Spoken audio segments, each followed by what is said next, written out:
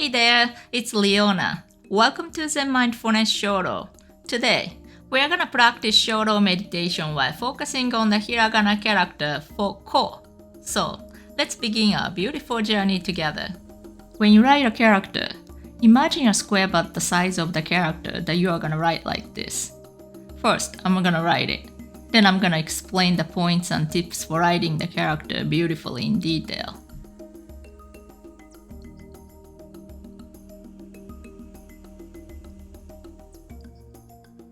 Now, I'm gonna explain in detail the points and tips for writing this character neatly. The first stroke starts from a point, a bit to the right of the center point of the top left square. It moves downward to the right, while curving up, until the middle vertical line is in the middle of the stroke.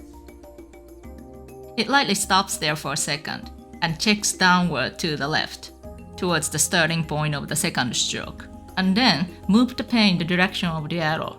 The second stroke starts from a point, directly under the beginning point of the first stroke, or slightly to the right. It moves downward to the right, while curving down, and almost parallel to the first stroke,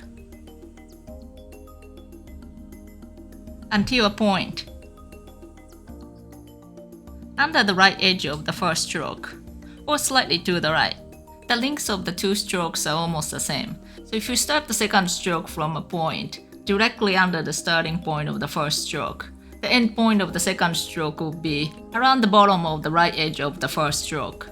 If you start the second stroke slightly to the right of the beginning point of the first stroke, the ending point of the second stroke will also be slightly to the right of the bottom of the right edge of the first stroke. Writing the two strokes to appear but the same lengths makes the overall balance of the character look better than making them clearly different lengths. For the second stroke, instead of applying stroke pen pressure from the beginning point, it's better to start with lighter pressure and gradually increase the pen pressure as the stroke moves to the right, making the lines thicker. By doing this, you can better express the unique curved beauty of Hiragana characters, compared to writing it with the same thickness all the way from the starting point to the end point. Another guideline for writing it in a well-balanced way is that when the space above the starting point of the first stroke and the space below the ending point of the second stroke appear roughly equal in size, the character ko is vertically centered in a square box, so you appear more balanced and neat. Additionally, if you consciously practice writing so that the space to the left of the starting point of the first stroke and the space to the right of the end point of the second stroke appear roughly equal in size, then the character ko will be horizontally centered in the square box. This will also give it a well-balanced and neat appearance. One key point for writing the Hiragana character ko in a neat and well-balanced way is the angle of the first stroke. For example, if the angle is closer to the middle vertical line like this, compared to the sample character, it makes the overall balance of the character look poor. On the other hand, if you write the first stroke at an angle that's nearly parallel to the middle horizontal line, that also doesn't look very beautiful for the Hiragana character ko. So try writing it with a gradual angled stroke sloping to the lower right. That'll give the entire character a well-balanced and more stable appearance for the Hiragana character ko. The next key point is the lengths of the two strokes. If the lengths are too short like this, or too long, it also doesn't look well-balanced. If the lines are too long or too short in relation to the space between the first and second strokes, it makes the overall character look less neat. The example on the left shows it written like this within the square box, while the example on the right shows it written like this. So, I recommend that you try practicing by writing it within a square box like this, trying to leave a proper amount of space on the top, bottom, left, and right sides. The key points and tips for writing Hiragana characters, as explained in this video, are concisely summarized in this book in a similar manner. The book allows you 3 pages to practice each character. It can be purchased on Amazon. See the link in the description.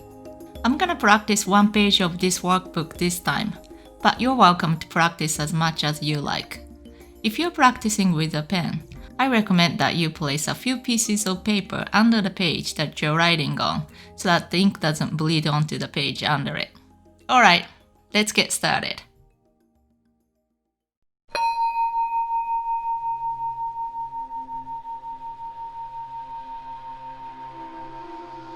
Before you start writing, take a deep breath and clear your mind.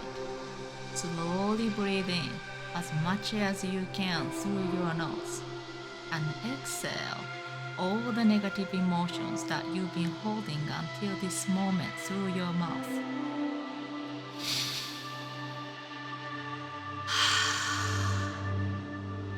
When you are mentally ready to write, you can start writing. Check the starting point, end point, the angle of the stroke, and direction of the curve. After that, without hesitation, aim for the end point and move the pen smoothly. Try to write slower than you normally write. Bring your heart and soul into each stroke. However, if you move the pen too slowly, the lines will become shaky.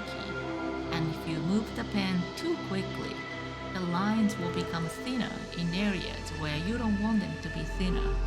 So, concentrate on finding the right speed. Once you've finished writing the character, look at the character as a whole and think about what changes you should make next in order to make it look even more beautiful. Of course, you don't have to take all the tips and points that I've told you and copy my way of writing the character. Trust your own sense of beauty and adjust accordingly. It's important that you are satisfied with the shapes of the characters you write. So, please use my tips and points as ideas and hints for adjusting the shape of the character to your sense of beauty. Of course, you can't change the shape so much that it no longer looks like a character. Alright? Let's learn and practice together again in my next video. Thank you for watching.